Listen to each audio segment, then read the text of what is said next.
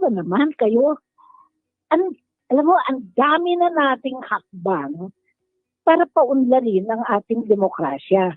Bakit ba niyo ginigit na ibabalik dun sa dating kaisipan ninyo na ito'y Jurassic na kaisipan yan, panahon pa ni Marcos yan, na yung national security must take care and protect the people, when in fact, kayo mismo ang nagiging, the problems of the Marcos regime, kung titingnan natin very briefly, was the abuse of authority of the security forces, both military and the police, di ba?